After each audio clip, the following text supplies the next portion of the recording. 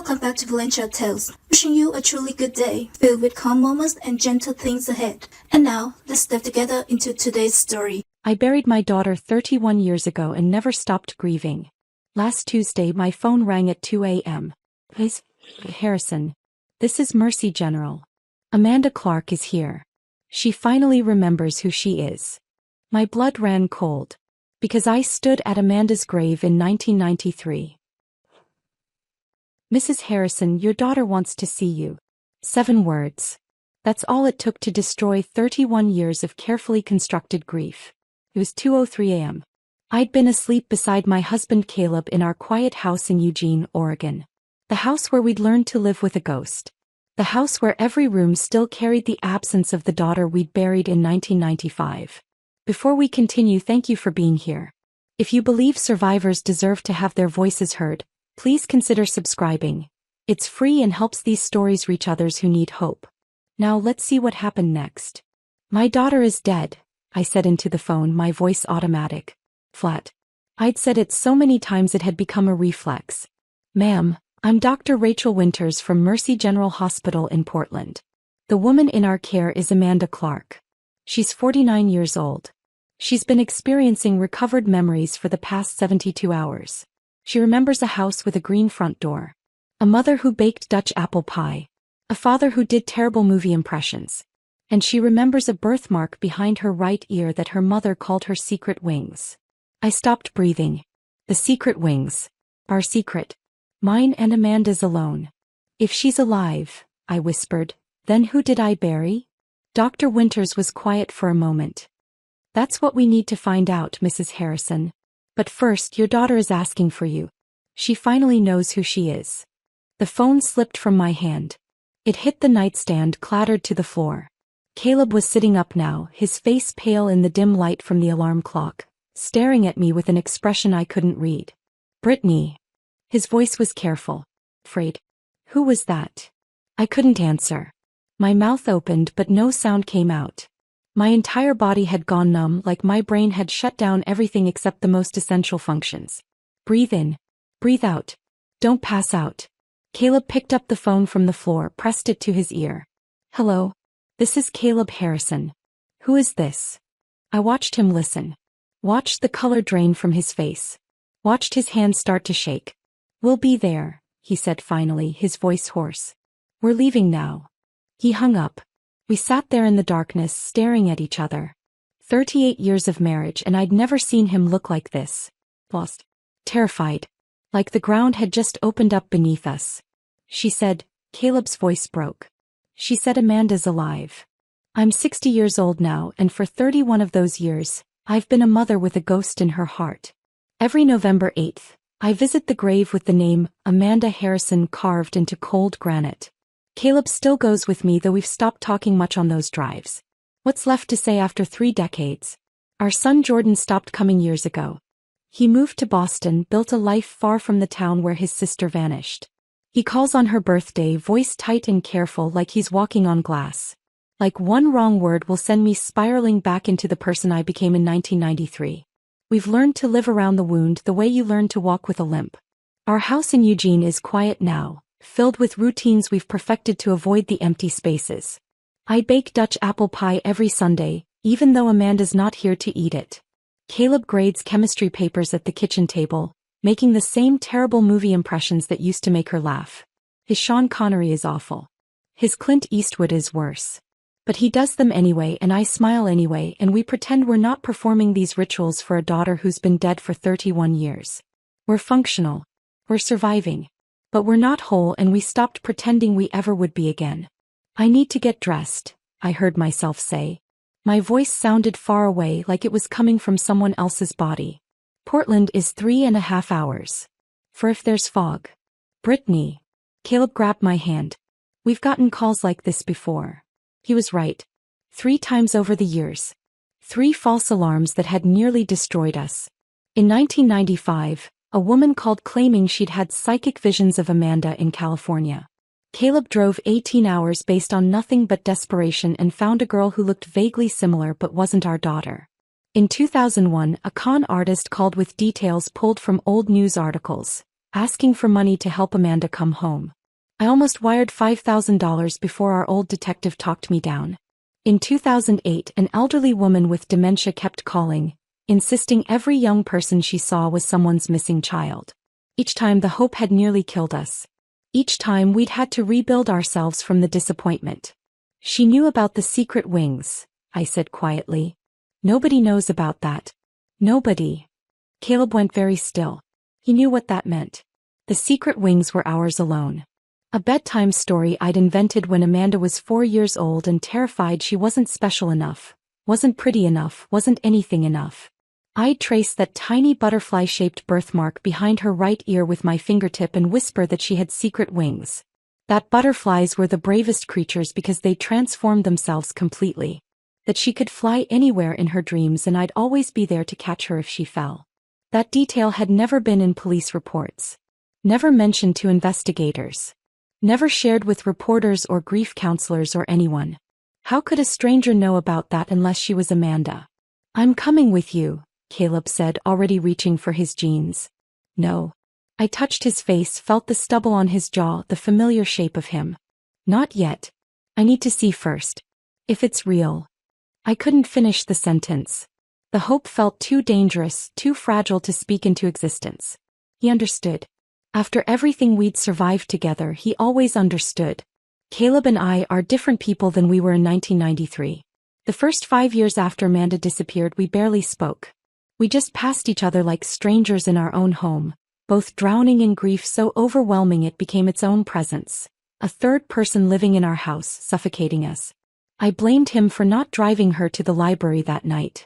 He blamed me for the argument we'd had 3 days before she vanished, about whether she should defer her Berkeley scholarship to do environmental activism work for a year. She called me controlling. I'd called her naive. We'd both said things we couldn't take back. And then she was gone and I never got to say I was sorry. We almost divorced in 1997. Sat in a mediator's office with papers half signed before we both looked at each other and realized we were the only two people in the world who understood this specific flavor of devastation. So we stayed. We rebuilt something smaller, quieter, more fragile than what we'd had before. Now we hold hands during movies and sleep on opposite sides of the bed, careful not to take up too much space. We've learned not to mention Amanda's name unless it's a specific occasion. Her birthday, the anniversary of her disappearance, Thanksgiving when the absence screams loudest. Our friends stopped inviting us to things years ago. We became the couple people pitted but didn't want around. Living reminders that terrible things happen to good people. That your children can vanish between one breath and the next. That safety is an illusion we tell ourselves so we can sleep at night. My son Jordan is a stranger I gave birth to. He was 15 when Amanda vanished and I wasn't there for him. Not really. I was too consumed with searching, with drowning, with becoming someone I didn't recognize. Caleb tried to be there for him but he was drowning too. Jordan raised himself through high school. Went to college at MIT on the opposite coast. Built a careful life that doesn't include much of us. He married a woman named Claire we met exactly twice before the wedding. They have 2 children, Emma 7 and Michael 5, that we see mostly in Christmas photos and occasional video calls. Jordan video calls once a month. Asks about our health. Talks about his job as a software engineer in careful, surface-level ways. He never asks how I'm really doing because he knows I'll lie and say I'm fine. There's this wall between us built from guilt and resentment and grief none of us know how to dismantle. I know he blames me for disappearing into my grief when he needed me most. I know he thinks I loved Amanda more than I loved him. He's not entirely wrong. That knowledge sits in my chest like a stone I can't swallow and can't spit out. I got dressed in the dark, pulling on jeans and a sweater with hands that wouldn't stop shaking. Caleb sat on the edge of the bed watching me, his face unreadable. "What if it's her?" he asked quietly. "Then we've been mourning the wrong person for 31 years, I said. Then someone else's daughter is in that grave with Amanda's name on it. The thought made me sick. Some other mother out there might have spent 3 decades searching, hoping, praying for news that would never come because we'd identified the remains as ours. Because the medical examiner had said they were 85% certain. 85%. What about the other 15? What if it's not her?" Caleb asked. "What if this is another?" "Then we survive it," I said. "Like we survived the others." But I didn't believe it. Not this time. Not with the secret wings. I grabbed my purse, my keys, checked my phone. 2:17 a.m. If I left now, I could be in Portland by 6. Maybe earlier if the roads were clear. Caleb walked me to the door. Pulled me into his arms and held me like he was afraid I might disappear too. Call me, he whispered against my hair. The second you know. I don't care what time it is. I will. I love you, Britt. I love you too. I got into my car. Started the engine. Backed out of our driveway in the dark. And as I drove toward Portland on empty highways, I realized that no matter what I found at Mercy General Hospital, nothing would ever be the same again. Either my daughter was alive and everything I'd built my life on for 3 decades was a lie. Or she was dead, and this was just another cruel trick the universe was playing on a mother who'd already lost everything once. I didn't know which possibility terrified me more. The highway stretched ahead of me, dark and endless. I kept the radio off. I needed silence to prepare myself for whatever waited at the end of this journey. I needed silence to remember how to breathe. Because somewhere in Portland, in a psychiatric unit at Mercy General Hospital, a woman who called herself Amanda Clark was asking for me. A woman who knew about the secret wings. And I was about to find out if miracles were real. Or if hope was just another way to break. The highway was empty at 2:30 a.m. Just me and the broken white lines stretching endlessly ahead, swallowed by darkness the moment they passed under my headlights. I kept the radio off. Music felt obscene somehow, like celebrating at a funeral. The silence was suffocating, but I needed it. Needed the space to think. To remember. To prepare myself for whatever waited at the end of this 3.5-hour drive. My hands gripped the steering wheel so tightly my knuckles ached. November 8, 1993. That date lived in my bones. The last normal day before our lives split cleanly into before and after. Amanda had been 18. Brilliant. Full of fire and conviction and that particular brand of teenage certainty that you're invincible, that the world will bend to your will if you just push hard enough. She'd been accepted to Berkeley with a full scholarship. Environmental law. She was going to save the rainforests, stop climate change, make the world better through sheer force of will. But 3 days before she disappeared, we'd had a fight. A bad one. She'd wanted to defer her scholarship for a year. Said she needed to do real activism work first, get field experience, understand the problems she'd be fighting against. There was some group organizing protests against illegal logging operations and she wanted to join them. I'd been terrified. Terrified she'd throw away her future, her education, her scholarship. Terrified she'd get hurt or arrested or derailed from the path that would give her the tools to actually make a difference. I'd called her naive. Told her she didn't understand how the real world worked. She called me controlling. Said I didn't believe in her. We'd both said things we couldn't take back. Things that still echoed in my head 31 years later. The night she disappeared, she told us she was going to study at the library. A group project, she'd said. She'd be home by 10. We found out later, too late, that she'd lied. She'd gone to meet someone from an early internet bulletin board. Someone who claimed to be organizing an environmental protest. Someone who'd said all the right things to an 18-year-old girl desperate to change the world. The detective who worked her case tracked down a witness. A librarian who'd been locking up that night. She'd seen Amanda getting into a white van near the downtown library at 9:47 p.m. After that, nothing. Like she'd been erased from existence. I'd never gotten to apologize for that fight. Never gotten to tell her I believed in her after all. Never gotten to say I was sorry for not trusting her to make her own choices. That guilt had lived in my chest for 31 years, a weight I carried everywhere. A semi-truck roared past me going the opposite direction, close enough that my car shook in the displaced air. I flinched, jerked the wheel slightly, corrected course. Focus. I needed to focus. This wasn't the first call we'd gotten claiming Amanda was alive. The first one came in March 1995, barely 4 months after she'd disappeared.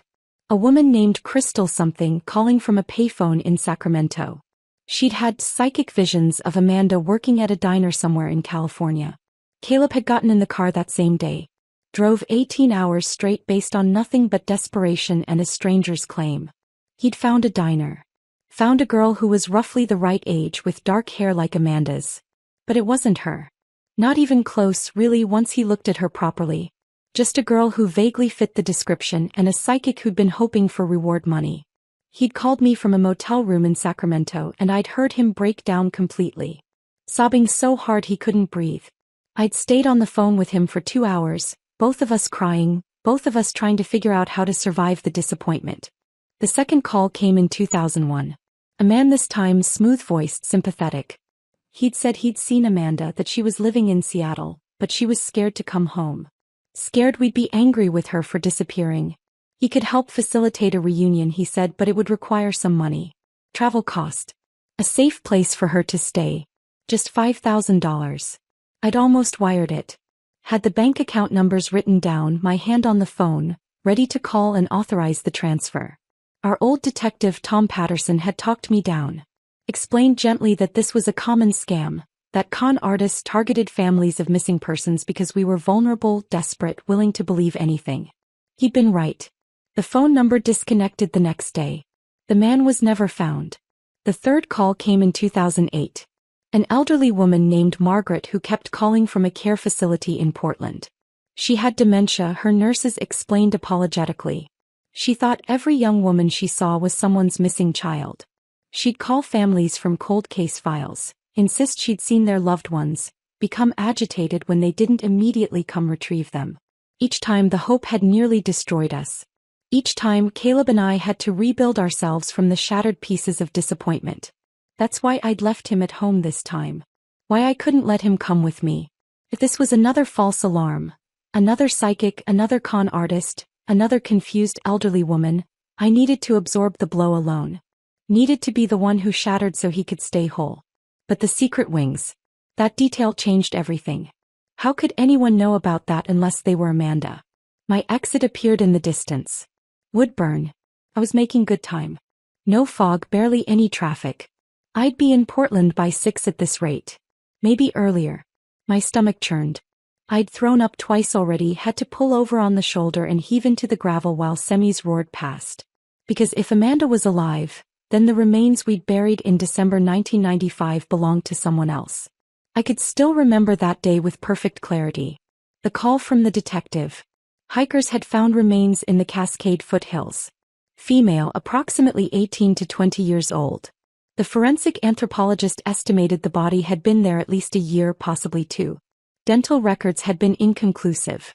Too much decomposition. Too much damage from wildlife and weather. But there were other things. Fragments of a Berkeley sweatshirt. A silver bracelet that looked like one Amanda wore. A gift from her grandmother. Delicate chain with a small tree charm. A student ID card so weathered and damaged you could barely read it, but the partial name matched. The medical examiner had been careful. Professional. He'd said they were 85% certain the remains were Amanda's. 85%. Not 100. Not definitive. But close enough. We'd been so desperate for closure. So exhausted from 2 years of searching, of not knowing, of living in this horrible limbo where she might be dead or might be suffering somewhere and we couldn't help her. 85% had felt like enough. We'd held a funeral.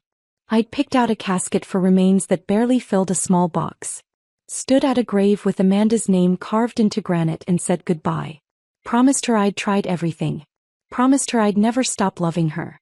Promised her I'd live the rest of my life trying to be worthy of being her mother. Now, driving through the darkness toward Portland, I realized we might have stolen another family's closure. Some other mother out there might have spent 31 years doing exactly what I'd done. Waiting. Hoping. Praying for news that would never come because we'd buried her daughter under the wrong name. The guilt of that possibility was crushing. I pulled over again at a rest stop outside Salem. Stumbled to the bathroom and threw up until there was nothing left. Splashed cold water on my face. Stared at myself in the harsh fluorescent lighting. I looked old. 60 years old, and every single one of them written on my face. Lines around my eyes, around my mouth. Gray hair I'd stopped bothering to color years ago. The face of a woman who'd spent 3 decades learning how to survive grief. What would Amanda see when she looked at me? If it was really her. If this wasn't another cruel trick. Would she even recognize me? I got back in the car. Kept driving. The sky was starting to lighten as I reached the outskirts of Portland. That ugly gray color between night and morning, everything washed out and colorless. Mercy General Hospital loomed ahead. Massive. All concrete and glass and fluorescent lights visible even from blocks away. I found parking in a nearly empty garage. Sat in my car for 5 minutes trying to remember how to breathe. Then I forced myself to move. One foot in front of the other. Through the garage. Into the main building. The lobby was quiet. Security guard at the desk. A janitor mopping floors. A few exhausted-looking people scattered in chairs, waiting for news about their own emergencies. "Can I help you?" The woman at the information desk looked kind. Tired but kind. "I'm looking for Dr. Rachel Winters. She's expecting me. My name is Brittany Harrison." The woman made a phone call. Nodded. Hung up. "She'll be right down." I stood there, my legs shaking, my hands clenched into fists to stop them from trembling. 5 minutes that felt like hours. Then a door opened and a woman walked toward me. Early 40s, wire-rimmed glasses, dark hair pulled back in a neat bun. Professional clothes, slacks and a blouse under a white coat.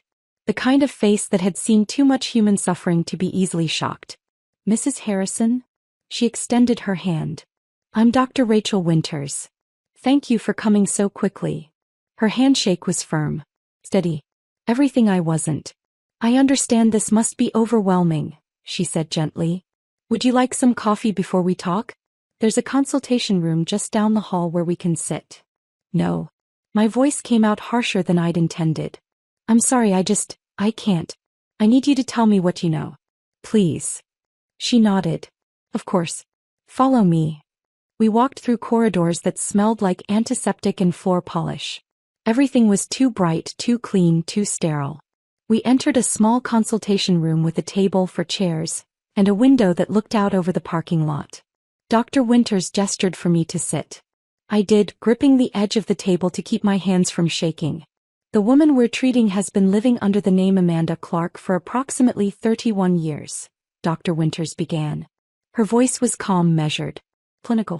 She's been in Portland the entire time. Working various jobs. Waitressing, retail, house cleaning. She's experienced homelessness intermittently. Multiple stays at shelters. She has no memory of a life before the name Amanda Clark. Until 4 days ago." "What happened 4 days ago?" I whispered. She was walking through Pioneer Square. There was a street artist doing portraits from photographs. He sometimes works with a nonprofit that highlights cold cases. Missing persons from the 80s and 90s. One of the photographs he was working from was your daughter's image. Part of a Still Missing Awareness campaign. Dr. Winters paused. Pulled out a tablet. Opened a photo and turned it toward me. "When the woman we're treating saw this photograph, she had what we call a complete dissociative break. She collapsed right there in the square. Paramedics brought her here. She's been in our care for 72 hours. I stared at the photo on the tablet. Not the old missing person poster. A new photo. Recent. Taken here in the hospital. The woman was 49 years old. Her hair was cut short, dyed an unnatural dark brown that didn't suit her complexion. Her face was lined. Weathered. Marked by decades of hardship I couldn't begin to imagine. She was too thin. Cheekbones sharp. Eyes carrying shadows that spoke of things no one should have to survive. But the bone structure. The shape of her face. The way she held her mouth, even in this clinical hospital photo. "Oh God," I whispered.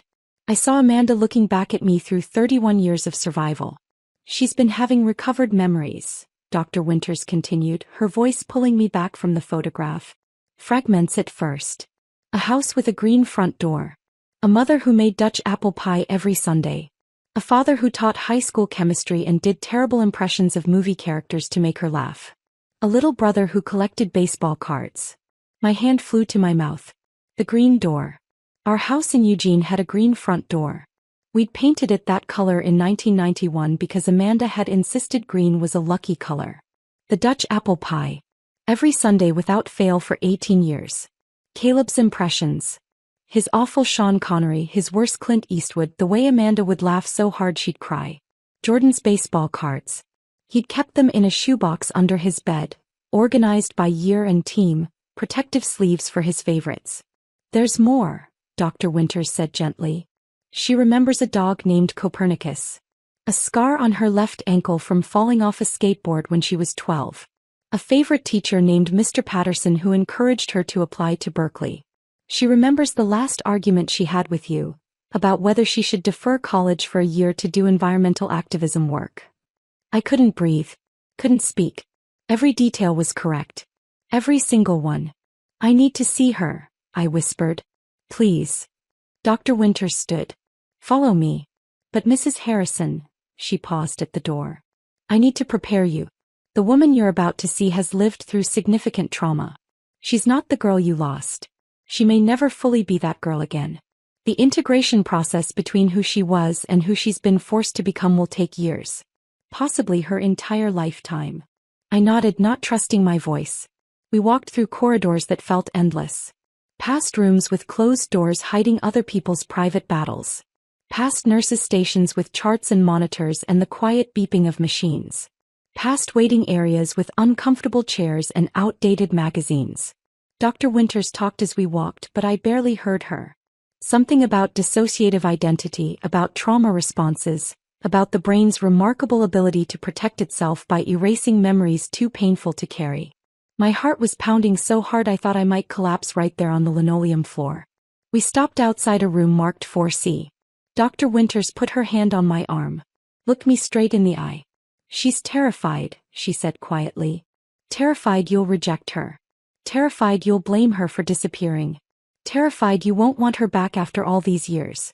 She's convinced she's not worthy of being your daughter anymore. I wanted to say that was insane. That nothing in this world or any other could make me not want my daughter back. But my throat had closed completely. No sound would come out. Dr. Winters studied my face for a moment, then nodded. She opened the door. The room was small. Standard hospital setup. A bed with rails, a chair by the window, bland beige walls, fluorescent lights that made everything look slightly sickly. A window overlooking the parking lot where early morning light was just starting to break through the gray. A woman sat in the chair by the window. She stood when I entered. Slowly, like her legs might not hold her. She was 49 years old, not 18. I had to keep reminding myself of that. 49. She'd lived an entire adult lifetime without me. Her hair was cut short, choppy, like she'd done it herself with kitchen scissors. Dyed an unnatural dark brown that didn't suit her complexion, growing out at the roots to show gray underneath. Her face was lined. Not just with age. I had lines too, laugh lines and crow's feet and the marks of 6 decades of living. Her lines were different. Deeper. Harsher. The kind that come from years of hardship and survival and things I couldn't begin to understand. She was too thin. Not the thin of someone who'd missed a few meals. The thin of someone who'd gone without for years. Her cheekbones were sharp, her collarbones prominent even under the oversized hospital clothes. Donated clothes, I realized. Sweatpants and a t-shirt that hung off her frame like they were made for someone else's body. She stood with her shoulders hunched, her arms wrapped around herself. Like she was trying to make herself smaller. Less noticeable. Less real. But her eyes. God, her eyes. Gray-blue with flecks of green. The exact color of the sky right before a storm. I used to stare at those eyes when I nursed her as a baby, amazed that I'd created something so beautiful. Direct and defiant even when she was terrified. Exactly like she'd been as a child. She looked at me. I looked at her. 31 years collapsed into nothing. Time folded in on itself. I was standing in a hospital room and also standing in her bedroom doorway watching her sleep when she was 5. I was standing at her grave saying goodbye. I was standing at our front door the night she didn't come home, waiting, praying, bargaining with a God I wasn't sure I believed in. Mom. Her voice was barely a whisper. Hoarse. Kitten. Broken. That single word demolished me. I'd imagined this moment 10,000 times in the first years after she disappeared. In my imagination I'd always been strong. Composed. The mother she needed me to be. I'd hold her and tell her everything would be okay. I'd be the rock she could lean on. Instead I stood frozen in the doorway, tears streaming down my face, my entire body shaking so hard I thought my bones might break. She took a hesitant step forward. Her legs wobbled slightly like she might collapse. She stopped. Swallowed hard. Tried again. I don't remember everything yet. The memories are coming back in pieces. It's like someone took my life and shattered it and I'm trying to put the pieces back together but some of them are missing and some of them don't fit and I don't know. She was talking too fast, words tumbling over each other, desperate and panicked. But I remember you, she said. I remember the secret wings. I remember you tracing the birthmark with your finger and telling me I could fly anywhere. I remember you singing Blackbird to help me fall asleep because I was afraid of the dark. I remember the way you always burned the popcorn on movie nights and Dad would tease you about it. I remember. Her voice cracked. Broke completely. I remember the last thing I said to you was that I hated you. And I didn't. I didn't hate you, Mom. I was 18 and stupid and I was so mad about the college argument and I said terrible things but I didn't mean them. I didn't hate you. The tears were streaming down her face now, her whole body shaking. I crossed the room in 3 steps. Pulled her into my arms before she could say anything else. She was stiff at first. Hidden. Like she'd forgotten how to be held. Like she'd forgotten what it felt like to be safe. Then she collapsed against me and the sound that came out of her was something I'd never heard before. Not quite crying. Something deeper. More primal. The sound of someone who'd been holding themselves together for 3 decades finally allowing themselves to break. I held her while she sobbed. Felt her body shake against mine. Felt 31 years of survival and terror and things I'd never fully understand pouring out of her. He smelled wrong. Institutional soap. Medication. Decades I hadn't been there to witness. Not the strawberry shampoo she'd used in high school. Not the perfume she'd stolen from my dresser when she thought I wasn't looking. But the shape of her. The way she fit against me. The way her head still reached exactly to my shoulder even though she was too thin and I'd shrunk with age. That was right. That was muscle memory older than thought. Older than language. Mother and daughter. A bond that 31 years hadn't managed to sever. You're alive, I whispered into her hair. Baby, you're alive. That's all that matters. You're alive and you're here and I've got you. I've got you. I don't know how long we stood there. Long enough that my legs started to ache. Long enough that Dr. Winters quietly left the room, giving us privacy. Eventually Amanda's sobs quieted. Turned into hiccuping breaths. Then just shaky breathing. She pulled back slightly. Looked up at me with red, swollen eyes. I'm sorry, she whispered. I'm so sorry. I should have been more careful. I should have told you where I was really going that night. I should have. No. I cupped her face in my hands. No. You were 18 years old. You didn't do anything wrong. Do you hear me? None of this is your fault. Fresh tears spilled down her cheeks. I did terrible things to survive. Things I can't take back. Things that make me not sure I deserve. Stop. My voice was fierce. Firmer than I'd intended. There is nothing you could have done that would make me stop loving you. Nothing. You survived. That's what matters. You survived and you're here and we're going to figure everything else out together. She stared at me like she didn't quite believe it. Like she was waiting for me to change my mind. To reject her. Come sit, I said gently. Please. I'm 60 years old and my legs are about to give out. A ghost of a smile flickered across her face. So brief I almost missed it. We sat. Her in the hospital chair. Me on the edge of the bed. Close enough that our knees were almost touching. I reached for her hand. She let me take it. Our fingers laced together and I held on tight. Tight enough that our knuckles went white. Tight enough that it almost hurt. Neither of us let go. Tell me, I said softly. Tell me what you remember. Whatever you can. Take your time. Amanda took a shaky breath. Stared down at our joined hands. And slowly, haltingly, with long pauses where she had to collect herself, she began to tell me what she remembered. Not everything. The memories were still fragmented, still coming back in jagged pieces that didn't always connect properly. But enough. Enough to understand that my daughter hadn't died on November 8, 1993. She'd been taken. She'd been erased. She'd been turned into someone else entirely. And somehow, impossibly, against odds I couldn't begin to calculate, she'd survived. Amanda's voice was hollow as she began to speak. Like she was reading words written by someone else. November 8, 1993, she said. I remember that date now. I'd forgotten it for so long but it's back. Every detail. I squeezed her hand. Waited. I'd been talking to someone online. On a bulletin board. We didn't have social media back then, not like now. Just these message boards where people posted about different topics. I was on one about environmental activism. She paused. Took a shaky breath. His name was Marcus. At least that's what he called himself. He said he was organizing protests against illegal logging operations in the Cascades. He talked about direct action, about making a real difference, about how young people like me were the only ones brave enough to actually do something instead of just talking about it. Her voice cracked slightly on the last words. He said there was a group meeting at a coffee shop downtown. Independent coffee house near the library. Said I should come meet everyone, see if it was something I wanted to be part of. I told you I was going to study at the library. I lied. I know, I whispered. The detective told us later. It's okay. It's not okay. Her voice was fierce suddenly. I agree. None of this is okay. I lied to you, and because of that. Stop. I gripped her hand tighter. You were 18. You didn't do anything wrong. She shook her head but didn't argue. Just kept talking. When I got to the coffee shop, it wasn't just Marcus. There were 3 people. A woman, maybe mid-30s with short blonde hair.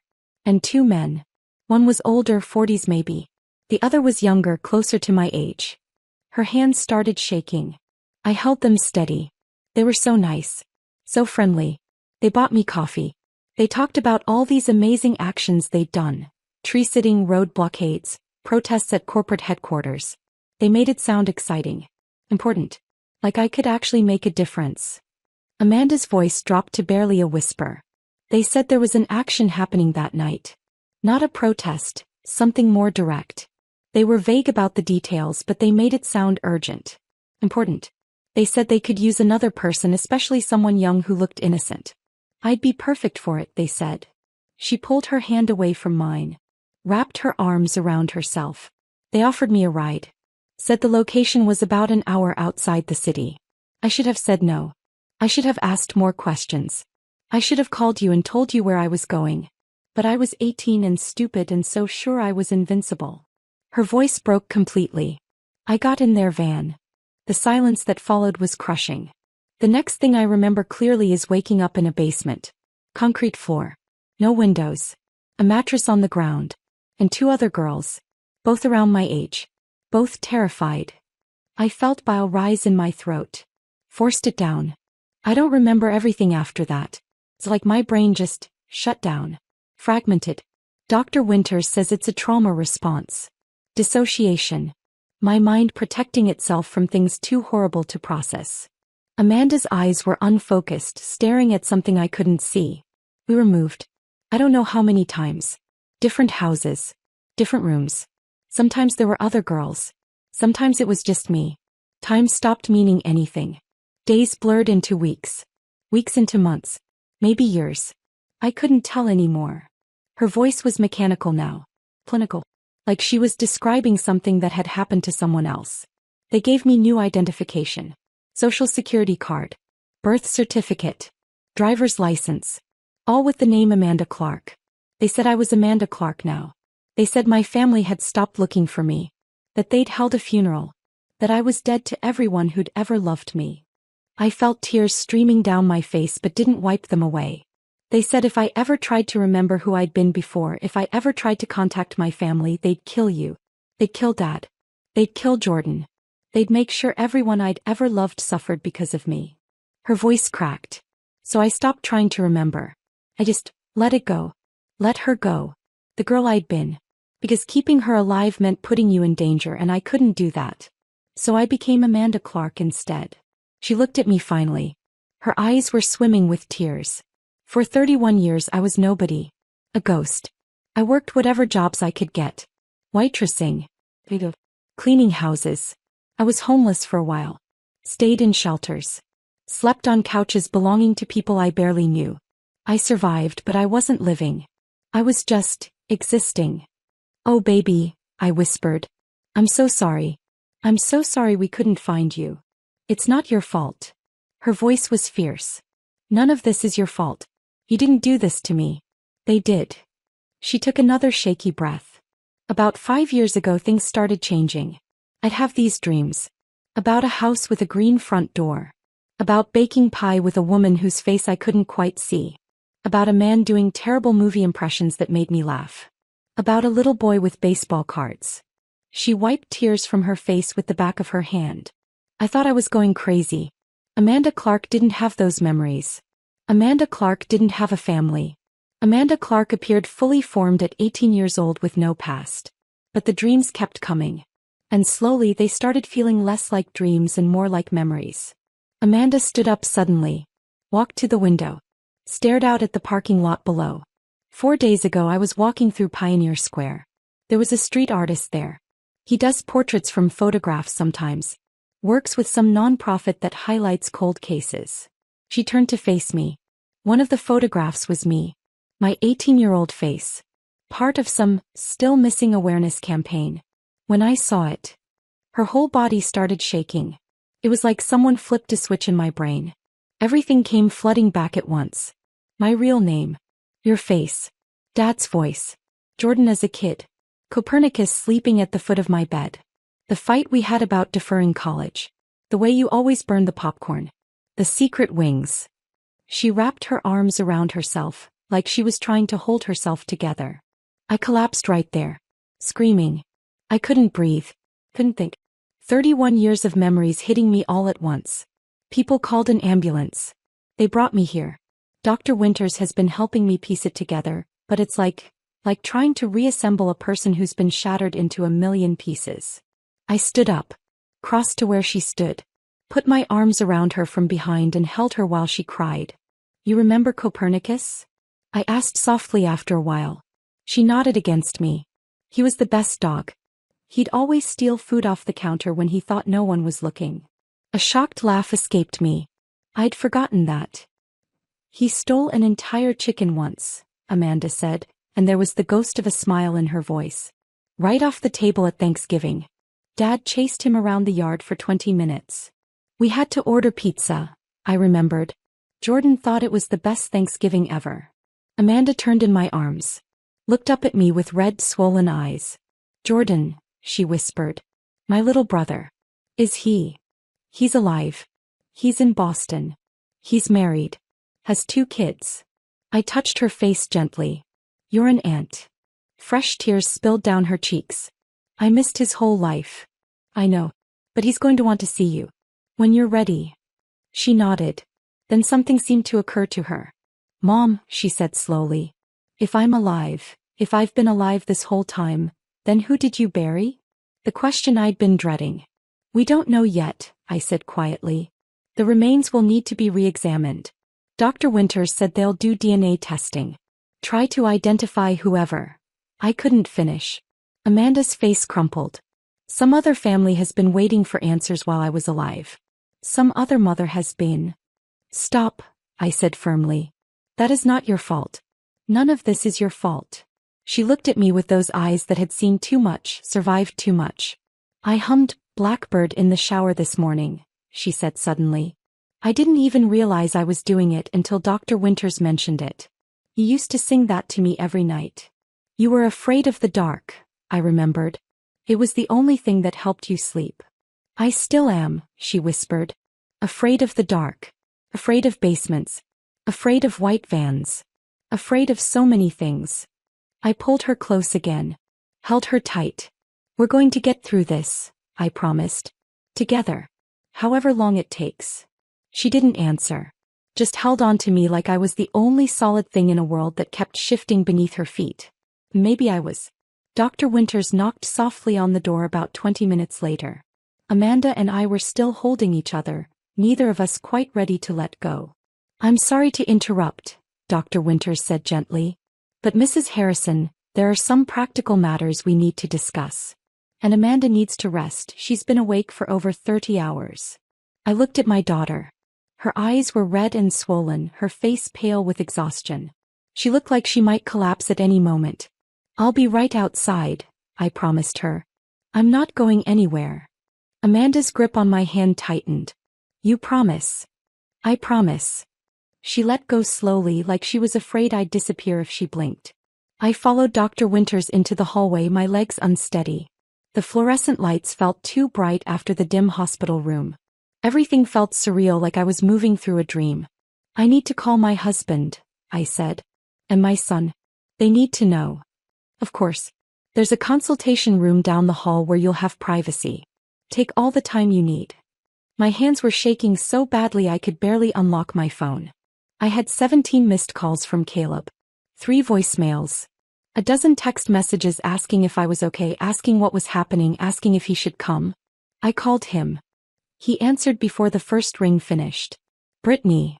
His voice was raw. Desperate. Please tell me. It's her. The words came out broken. Caleb, it's really her. It's Amanda. The sound he made wasn't quite a sob, wasn't quite a gasp. Something in between. Are you sure? Are you absolutely? I'm sure. Tears were streaming down my face again. She knew things, Caleb. Things nobody else could know. The secret wings. Copernicus. The argument about college. She remembered the Thanksgiving he stole the chicken off the table. I heard him break down completely on the other end. Heard him trying to speak and failing. Heard 31 years of grief pouring out of him. Is she okay? He finally managed. Is she hurt? She's alive. She's been through, my voice cracked. She's been through things I can't even begin to understand. But she's alive, Caleb. Our daughter is alive. I'm coming. I'm leaving right now. I'll be there in 3 hours. Drive carefully. Please. I need you to get here safely. I love you, Britt.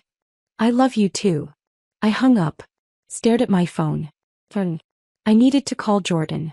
It was 7:15 a.m. on the East Coast. He'd be getting Emma and Michael ready for school. Following the same morning routine he'd built, 3,000 miles away from the family that had fallen apart when his sister disappeared. I called him. It rang 4 times before he picked up. Mom. His voice was immediately concerned. What's wrong? It's like 4 in the morning there. I'm in Portland. At a hospital. I took a shaky breath. Jordan, your sister is alive. The silence stretched so long I thought the call had dropped. What are you talking about? His voice was carefully controlled. Too controlled. Amanda's dead. We buried her in 1995. We buried someone else. We didn't know. The medical examiner made a mistake. But she's here, Jordan. She's been living in Portland this whole time with no memory of who she was. Until 4 days ago. Mom. His voice was tight now. Strained. Is this another? We've been through this before. The psychic. The con artist. That woman with dementia. I can't. It's real. I cut him off. She knows things. Private things. Family things. Things no stranger could know. I heard him say something muffled to Claire. Heard her voice responding. Heard him walking, a door closing. Are you sure? He asked quietly. Are you absolutely sure this time? I'm looking at her face right now in my mind and I see your sister. I see the girl who used to read you bedtime stories and threaten to beat up anyone who messed with you. I see her, Jordan. His breath hitched. Does she remember me? She remembered your baseball card collection. She remembered protecting you. She asked about you the second she could form words. I heard him crying. My son who'd built walls so thick around his grief that I'd almost forgotten he knew how to cry. I'll get on the first flight out, he said. I'll be there tonight. Tell her. His voice broke. Tell her I'm coming. Tell her I never stopped missing her. I will. After I hung up, I sat in that consultation room for a long time, trying to process everything that had happened in the past 5 hours. At 2:03 a.m. I'd been asleep in my bed. Now it was barely 8 in the morning and my entire world had been turned inside out. Dr. Winters found me there 20 minutes later. Mrs. Harrison, do you feel up to discussing next steps? I nodded, though I wasn't sure I felt up to anything. We sat across from each other at a small table. Dr. Winters had a file folder in front of her. Official looking. The kind that holds documents that change lives. First, we'll need to do DNA testing, she began. To officially confirm Amanda's identity. It's a formality at this point. I don't doubt who she is, but it's necessary for legal purposes. We can do that today. How long for results? With expedited processing, about a week. Maybe less. A week. 7 more days of existing in this strange limbo between impossibility and confirmation. There will also need to be interviews with law enforcement, Dr. Winters continued. The FBI has a task force that deals with trafficking cases. They'll want detailed testimony from Amanda about what she remembers. Names, locations, descriptions of the people involved. Any information that might help them find other victims or prosecute perpetrators. The thought of Amanda having to relive her trauma for strangers made me feel sick. Will she have to? I asked. Testify, I mean. That will be her choice. No one can force her. But the information she has could potentially save other lives. Help find other missing girls. Bring people to justice who've been operating for decades. I nodded slowly, understanding the weight of what Amanda would have to carry. She'll need intensive therapy, Dr. Winters went on. What Amanda is experiencing is called complex PTSD. She's lived through sustained, repeated trauma that fundamentally reshaped her identity. For 31 years she's been someone else entirely. The process of integrating those two identities, Amanda Clark and your daughter, will take years. Possibly her entire lifetime. What does that mean? I asked. Integration. It means learning to hold both truths simultaneously. That she is Amanda Clark with all the experiences and survival skills that identity required. And that she is also your daughter with all the memories and connections that identity holds.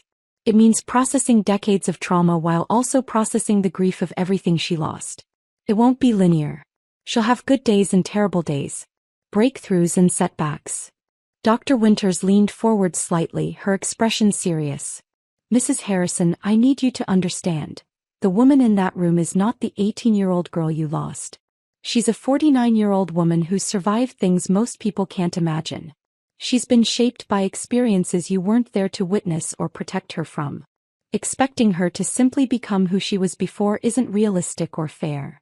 I know, I said quietly. I don't expect that. I just want her to have a chance to heal. To build whatever life she can from here. Dr. Winters nodded. There's one more thing we need to discuss. The remains you buried in 1995. My stomach dropped. If Amanda is your daughter, then someone else's child is in that grave. The remains will need to be exhumed and re-examined. We'll do DNA testing, try to identify who they actually belong to. For 31 years I'd visited that grave. Brought flowers on Amanda's birthday. Sat on the grass and talked to her about Jordan's life, about Caleb's retirement, about the grandbabies she'd never meet.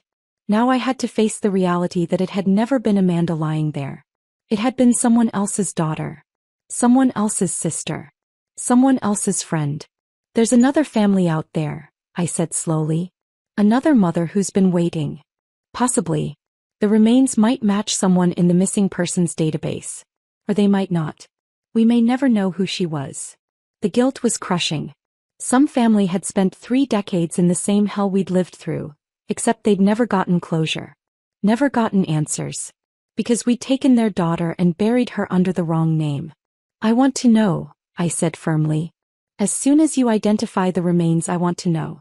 If there's a family still searching, I need to tell them. They deserve that. Dr. Winters studied my face for a moment. That's very compassionate of you. Most people in your position would just want to move forward, not look back. How can I move forward knowing another mother is still waiting? I asked. Knowing she might be visiting an empty grave the way I thought I was doing for 31 years? Dr. Winters nodded slowly. I'll make sure you're notified as soon as we have information. I stood up.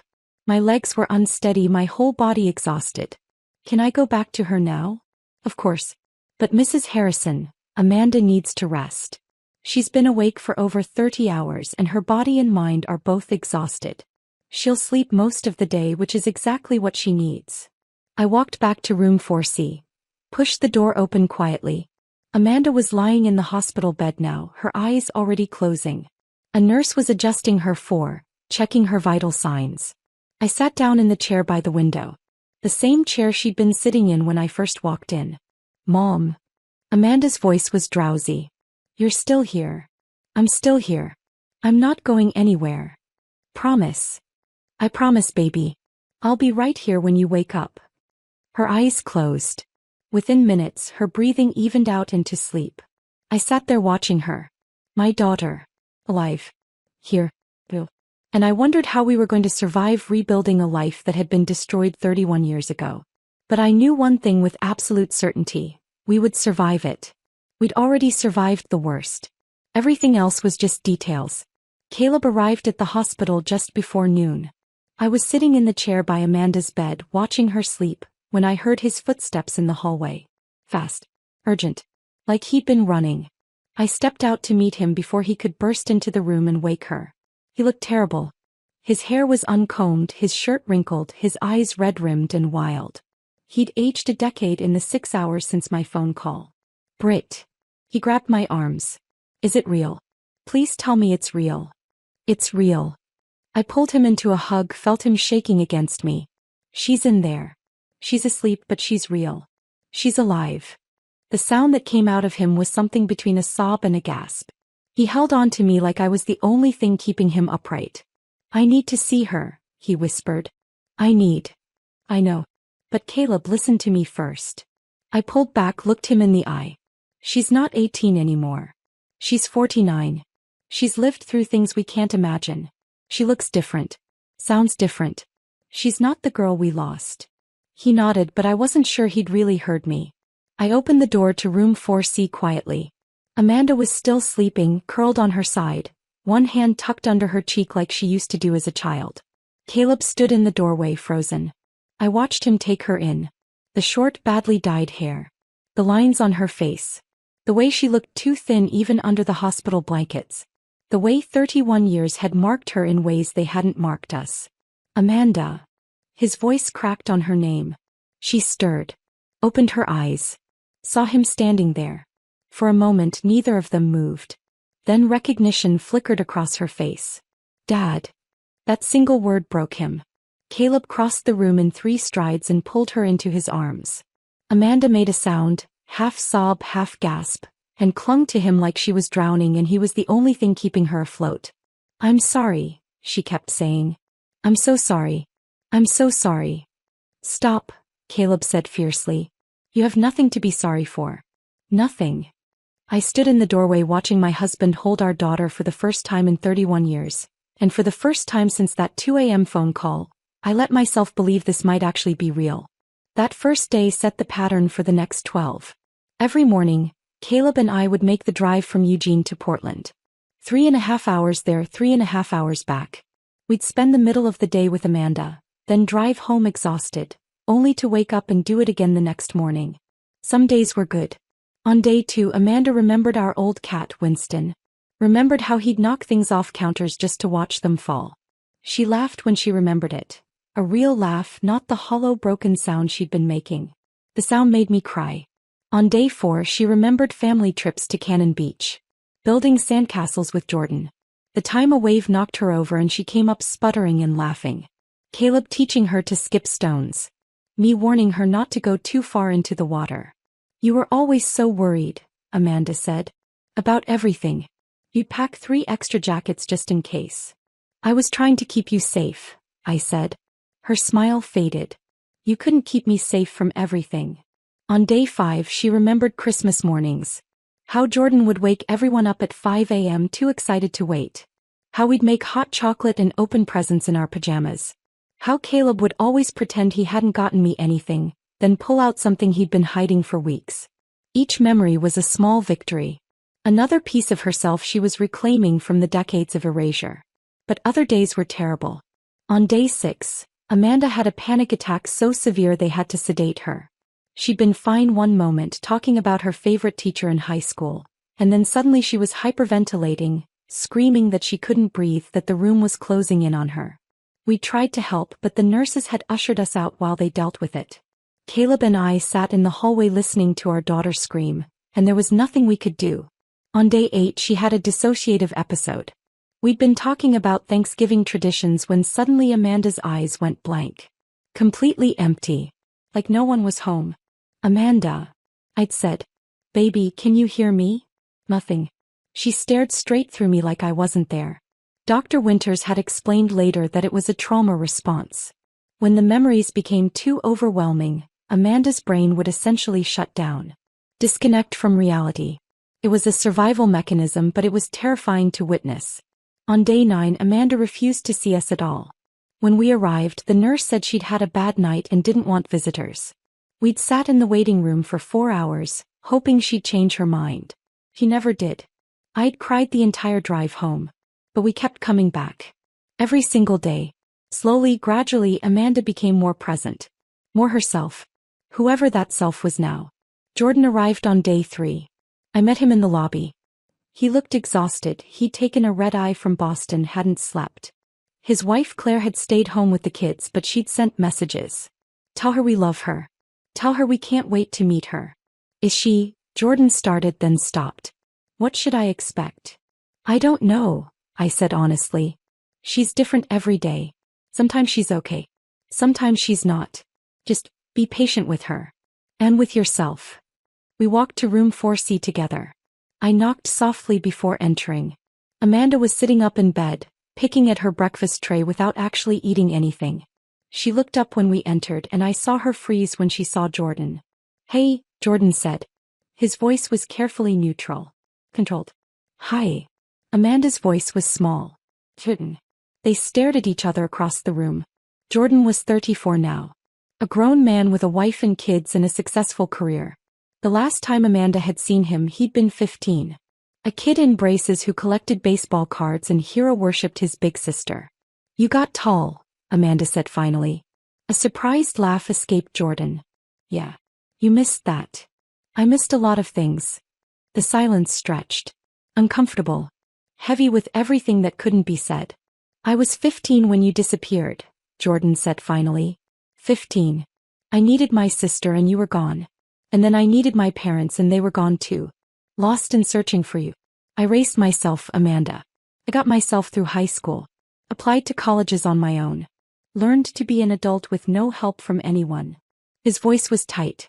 Controlled. But I could hear the anger underneath. Amanda's eyes filled with tears. I'm sorry. I know it's not your fault, Jordan continued. I know you didn't choose this. But I'm angry anyway. I'm so angry. And I don't know what to do with it. You can be angry, Amanda whispered. You have every right to be angry. I don't want to be angry. Jordan's voice cracked. I want my sister back. But I don't know if that's possible. Because the sister I remember was 18 years old. And you're 49, Amanda finished. I'm 49 and I've lived an entire life you know nothing about, and you've lived an entire life I wasn't there for. And I don't know how to fix that. Maybe we can't fix it, Jordan said. Maybe we just have to start over. They didn't hug that day. Didn't touch at all. But Jordan pulled a chair close to the bed and sat down. And they talked for 3 hours. About Jordan's life, his wife, his kids. About his job as a software engineer. About the life he'd built 3,000 miles away from the family that had fallen apart. Amanda listened to all of it, tears streaming down her face, mourning everything she'd missed. When Jordan left, he squeezed her hand. Brief, tentative, but real. I'll come back tomorrow, he said. Okay, Amanda whispered. It wasn't forgiveness. It wasn't reconciliation. But it was a start. On day 12, Dr. Winters called us into her office. Amanda sat between Caleb and me, our hands clasped together so tightly our fingers had gone numb. Jordan sat on Amanda's other side, his jaw tight with tension. Dr. Winters looked at us across her desk. Her expression was unreadable. For one terrible moment I thought she was going to tell us it wasn't a match. That Amanda was delusional. That we'd let ourselves hope for nothing. Then she smiled. It's definitive, she said. The DNA test confirms that Amanda is your biological daughter. The relief was so overwhelming I thought I might pass out. The room tilted. I gripped the arms of my chair to keep from falling. Caleb made a sound like he'd been punched in the stomach. Amanda started sobbing. Jordan put his head in his hands. We held each other in that small office, crying, laughing, unable to form coherent words. For the first time in 31 years I let myself believe in miracles. Then Dr. Winters cleared her throat gently. There's something else, she said. The remains from 1995 have been identified through DNA. Her name was Sarah Whitmore. She went missing from Seattle in 1994. She was 19 years old. Her family has been notified. The joy drained out of me like water through a sieve. Sarah Whitmore. Someone else's daughter. Someone else's sister. For 31 years I'd visited that grave. Mourned at that headstone. Talked to someone who was never Amanda. And somewhere Sarah Whitmore's mother had been waiting. Hoping. Never knowing her daughter was dead because we'd buried her under the wrong name. I need their contact information, I said. My voice sounded distant. Hollow. Dr. Winters hesitated. Mrs. Harrison, perhaps you should take some time. No, I said firmly. I need to speak with them. They deserve to know what happened. They deserve an apology.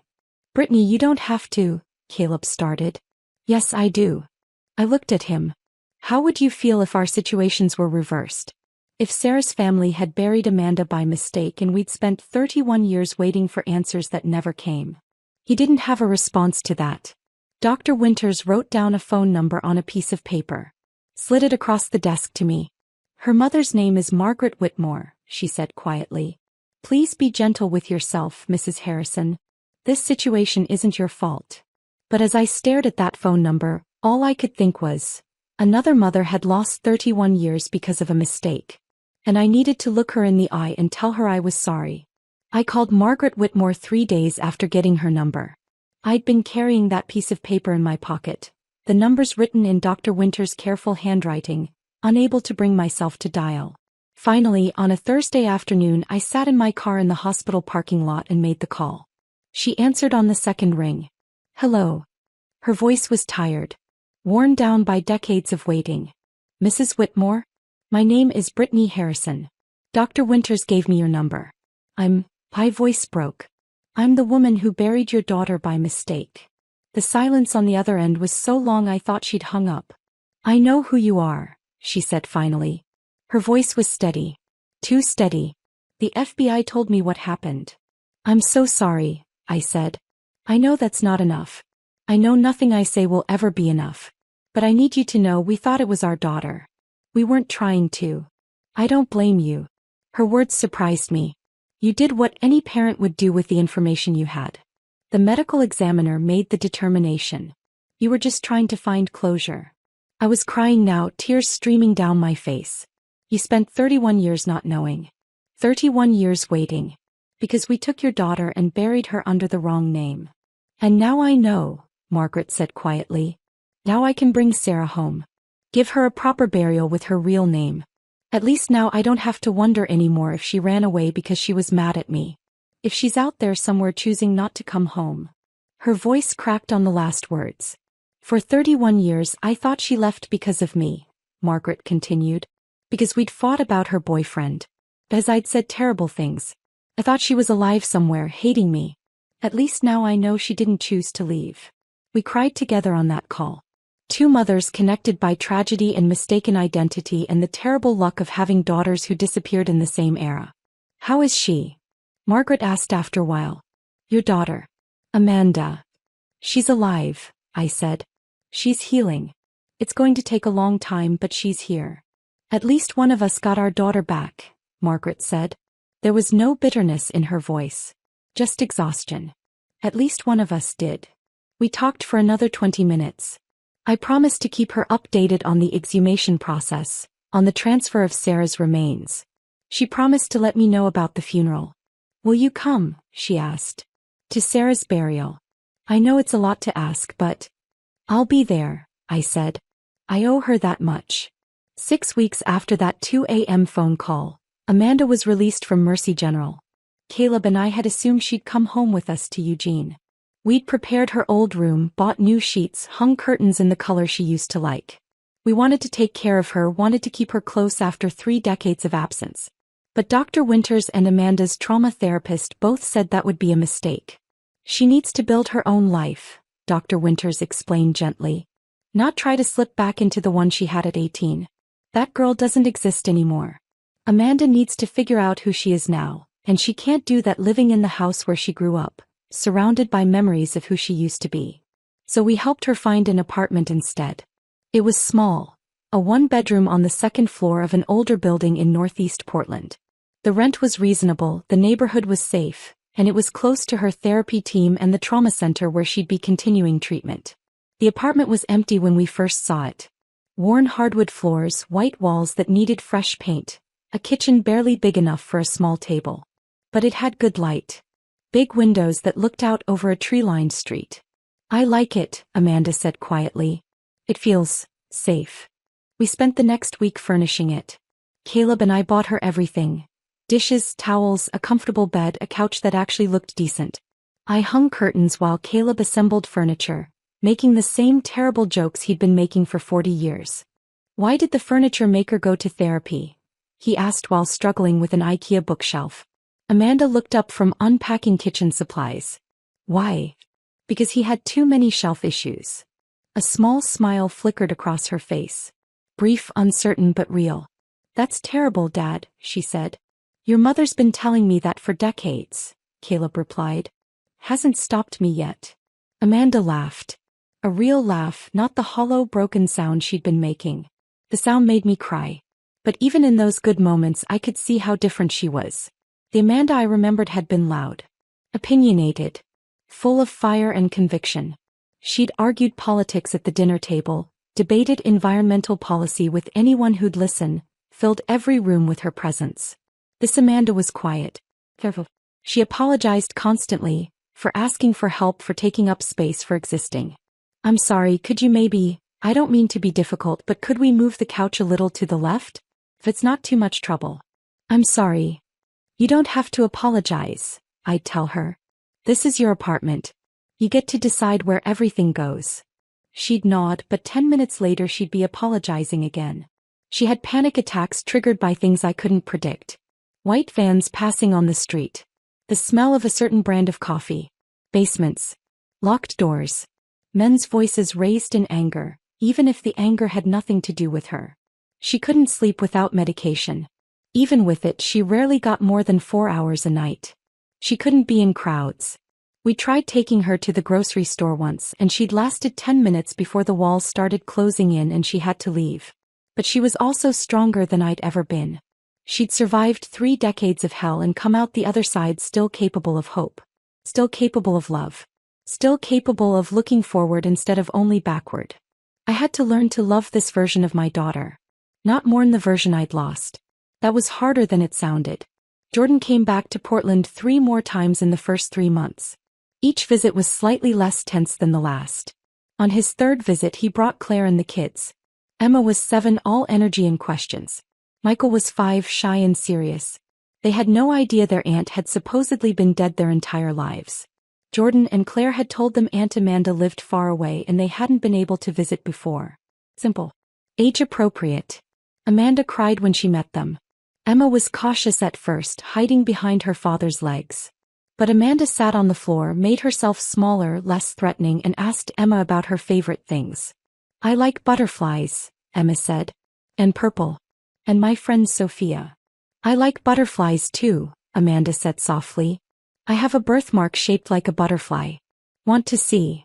Emma nodded. Amanda showed her the tiny mark behind her ear, and Emma touched it gently with one finger. That's so cool, Emma breathed. Amanda looked up at Jordan with tears streaming down her face. She has my eyes. Jordan nodded. Yeah. She does. Michael warmed up more slowly, but by the end of the visit he was showing Amanda his Pokémon cards and explaining in great detail which ones were rare. After the kids went to explore Amanda's small balcony, Jordan sat down next to his sister on the couch. Claire thinks I should talk to a therapist, he said. About all of this. The anger I'm carrying. That's probably a good idea, Amanda said. I'm trying, Jordan said. To not be angry at you. I know it's not your fault. I know you didn't choose any of this. You can be angry, Amanda told him. You have every right. I missed your whole life. Your high school graduation. Your wedding. The birth of your kids. I wasn't there for any of it. And I missed yours, Jordan said. 31 years of your life that I know nothing about. We're strangers who happen to share DNA and some childhood memories. Maybe we can start over, Amanda suggested. Not try to pick up where we left off because that's impossible. But maybe we can build something new. Jordan was quiet for a long moment.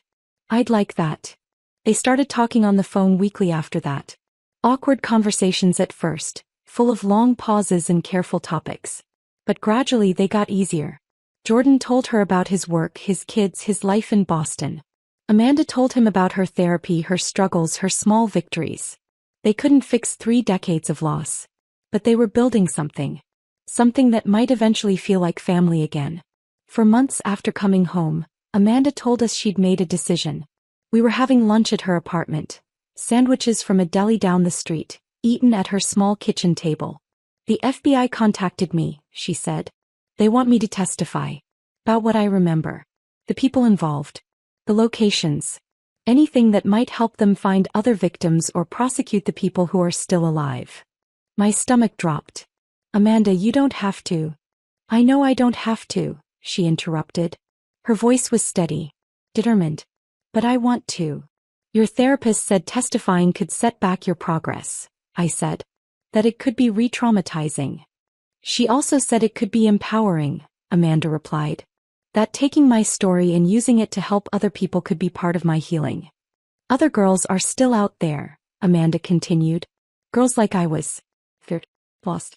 Trapped in lives they didn't choose. If my testimony can help find them, help save them, then I have to do it. Caleb reached across the table and took her hand. Are you sure? No, Amanda admitted. I'm terrified. But I'm doing it anyway. I have to take what happened to me and turn it into something that matters. Otherwise they win. The people who tried to erase me, they win. I tried to talk her out of it. Tried to protect her from more pain. But Caleb put his hand on mine and shook his head. This is her choice, he said quietly. She gets to decide how she heals. So 3 weeks later, I sat outside a closed FBI conference room while Amanda testified. 3 days of testimony. 8 hours each day. Reliving every detail of the worst years of her life. I waited in the hallway with Caleb. Paced. Drank terrible coffee from vending machines. Counted the tiles on the floor. When Amanda finally emerged on the 3rd day, she looked like she might collapse. I caught her before she fell, held her while she sobbed, supported her weight as we walked to the car. She didn't speak the entire drive home. Just stared out the window with hollow eyes. But 2 days later she called me. They found someone, she said. Her voice was shaky but determined. Because of what I told them. They found a woman who'd been missing for 8 years. She's going home to her family. Oh baby, I whispered. It was worth it, Amanda said. It was worth every second of reliving it if it means one more person gets to go home. And I realized that my daughter was braver than I'd ever been. She'd survived the unsurvivable. And now she was fighting to make sure no one else had to. 8 months after Amanda came home, she called me on a Tuesday afternoon. Mom, I did something and I need to tell you about it before you see it online. My stomach dropped. What happened? Are you okay? I'm fine. I'm more than fine actually. I enrolled in classes. Online courses through Portland State. I want to finish my degree. I sat down on the couch processing. Your degree. The one I started 31 years ago. Environmental law. She paused. Well, not environmental law anymore. Social work. I want to help trafficking survivors. I want to become an advocate. Amanda, I didn't know how to finish. That's wonderful. But are you sure you're ready? Your therapist said. My therapist said I should focus on my own healing first, Amanda interrupted. And I am. But part of my healing is taking what happened to me and turning it into something that matters. I've been a victim for 31 years, Mom. I'm done being a victim. I want to be a survivor who helps other people survive. Her voice was steady, determined, more sure of herself than I'd heard since she'd come home. If this is what you want, I said carefully, then your father and I will support you. Thank you, she whispered. I need this. I need to feel like those 31 years weren't just wasted. Like they can mean something. She threw herself into her studies with an intensity that scared me sometimes. Late nights reading textbooks about trauma-informed care. Writing papers about systemic failures in victim services. Video calls with professors and classmates, her voice stronger each time. Caleb worried she was pushing herself too hard. I did too. But she was also thriving in a way I hadn't seen since she'd come home. 2 months after enrolling, Amanda started volunteering at a local nonprofit that worked with trafficking survivors. Just a few hours a week at first. Answering phones. Filing paperwork. Sitting in on support groups. Then they asked her to share her story at one of the groups. She called me the night before, terrified. What if I break down? What if I can't get through it? What if I make it worse for them instead of better? Then you break down, I said. And you let them see that it's okay to break down. That you can survive breaking down and still keep going. She did break down. He told me about it afterwards. She'd gotten through most of her story. The abduction, the years of erasure, the moment she saw her own face on that poster, and everything came flooding back. Then someone in the group had asked, how did you keep going all those years? and Amanda had fallen apart. But the other women in the group had surrounded her, held her, told her they understood, that they'd asked themselves the same question, that seeing her survive gave them hope they could survive too. I helped them, Amanda said, wonder in her voice. Just by being there. Just by surviving. I helped them. After that she spoke at more events. Awareness campaigns. Fundraisers. College classes studying human trafficking. Then a journalist from a national magazine contacted her. They were doing a piece on long-term trafficking survivors. Would Amanda be willing to share her story? He said yes. The essay was published in September. 31 years lost. One woman's journey from erasure to advocacy. It went viral within hours. Suddenly, people recognized Amanda on the street. Not as Amanda Clark, the broken homeless woman who'd spent decades invisible, but as Amanda Harrison, the survivor who'd come back from the dead. She got messages from other survivors. From families of missing persons. From people who'd never thought about trafficking before but were now paying attention. You're making a real difference, I told her. I'm trying, she said. I'm trying to make those 31 years mean something other than just pain. In October, she was asked to consult on a task force developing better protocols for helping trafficking survivors reintegrate into society. In November, she was accepted into a graduate program for social work. Full scholarship. She was building a life that mattered. A life that would have been impossible if she'd stayed the girl she'd been at 18.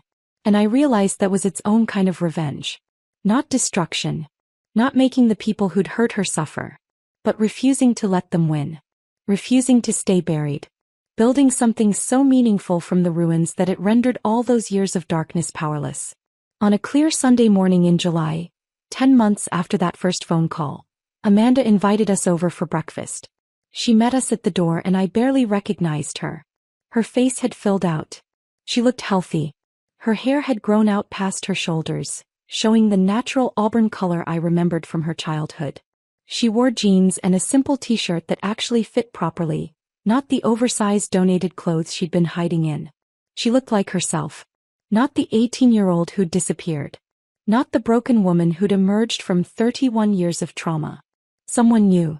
Someone who'd integrated all the pieces of who she'd been forced to become and was building something whole from the fragments. Come in, she said, smiling. I made breakfast. Well, I tried. Fair warning, the pie might be a disaster. Dutch apple pie. Our Sunday tradition from before. We sat at her small kitchen table, the same one Caleb had assembled months ago. The apartment looked different now. More lived in. Personal. Photos on the walls. Some old ones we'd given her, some new ones from the past few months. Books on the shelves. A plant in the window that was actually alive. The pie was slightly overdone, the crust a bit too brown on the edges. It was perfect. This tastes like home, Caleb said, his voice thick. Amanda smiled. A real smile that reached her eyes. I called Grandma's sister. Aunt Linda. She still had the exact recipe written in Grandma's handwriting. She mailed it to me. You called Linda? Asked, surprised. I've been calling a lot of people, Amanda said. Trying to reconnect with family. I talked to Aunt Linda for 2 hours. She remembered me as a kid. Told me stories I'd forgotten. It was nice. To hear about myself through someone else's eyes. To know I existed before I was Amanda Clark. He took a bite of pie. I have some news. I wanted to tell you in person. Caleb and I exchanged glances. I've been accepted into a graduate program. Portland State. Social work with a focus on trauma and victim advocacy. I start in September. Amanda, that's incredible, I said. There's more. I've been asked to join a task force. They're developing new protocols for helping trafficking survivors reintegrate. The task force wants input from actual survivors, not just academics and law enforcement. They asked me to consult. Her voice was steady. Proud. I'm also writing a book, she continued. A memoir. My literary agent thinks it could really make a difference. Help people understand what long-term trafficking looks like. How survivors can rebuild. Caleb reached across the table and took her hand. You're incredible. You know that. I'm trying, Amanda said. I'm trying to take what happened to me and turn it into something that helps other people. So those 31 years weren't just lost. So they can mean something. They mean you survived, I said fiercely. That's enough. You don't have to turn your trauma into productivity to make it worthwhile. I know, Amanda said. But I want to. For me. Not because I have to prove anything, but because it feels good to help. To take the worst thing that ever happened to me and use it to make sure it happens to fewer people. She looked at both of us across the table. I've been thinking about the secret wings, she said suddenly. Do you remember Mom? Telling me I could fly anywhere in my dreams. I nodded, unable to speak past the lump in my throat. I think I'm ready to fly now, Amanda said. Not in my dreams. For real. I'm ready to build a life. A real life. Not just surviving but actually living. Caleb's eyes filled with tears. Then that's what we'll help you do. However long it takes. We're not going anywhere. I looked at my daughter across that kitchen table. This woman who'd been stolen at 18 and returned at 49. This woman who'd spent 31 years erased, turned into someone else, forced to forget she'd ever been my daughter. This woman who'd seen her own face on a poster and had her entire identity shatter and somehow, impossibly, put herself back together. We'd lost 31 years. We'd buried the wrong girl. We'd mourned someone who was still alive, still fighting, still refusing to be defeated. But we had now. We had this moment. This pie that was slightly overdone but tasted like redemption. This small apartment that Amanda had turned into a home. This woman who'd survived the unsurvivable and was choosing to live fully anyway. I went to Sarah Whitmore's funeral, I said quietly. Margaret invited me. I thought you should know. Amanda nodded. How was it? Sad. But also, there was closure. Margaret got to bury her daughter under her real name. Got to say goodbye properly. He thanked me. For calling her. For making sure Sarah got her identity back. I'm glad, Amanda said. No one should be buried under the wrong name. Everyone deserves to be remembered as themselves. She smiled slightly. I used to think about that. When I was Amanda Clark. I'd wonder if anyone would remember me when I died. If anyone would care. Or if I'd just disappear and no one would even notice. We would have noticed, I said fiercely. Even when we thought you were gone, we noticed your absence every single day. I know that now, Amanda said. I'm starting to really believe it. We sat there for a long time, eating overdone pie, talking about nothing and everything, making plans for Thanksgiving, for Christmas, for Jordan's next visit with the kids, building a future from the pieces of a past that had been shattered. And I realized this was Amanda's revenge. Not against any specific person. Not destruction or violence or making anyone suffer. Her revenge was this. Surviving. Coming home. Refusing to stay buried. Building a life so full of meaning and purpose that it rendered 31 years of darkness powerless. They'd tried to erase her. They'd stolen her name, her identity, her entire life. But she'd come back. And she was flying. If this story of survival and resurrection had you on the edge of your seat, hit that like button right now. My favorite part was when Amanda saw her own face on that missing persons poster and everything came flooding back. What was your favorite moment? Drop it in the comments below. Don't miss more powerful stories like this. Subscribe and hit that notification bell so you never miss an upload.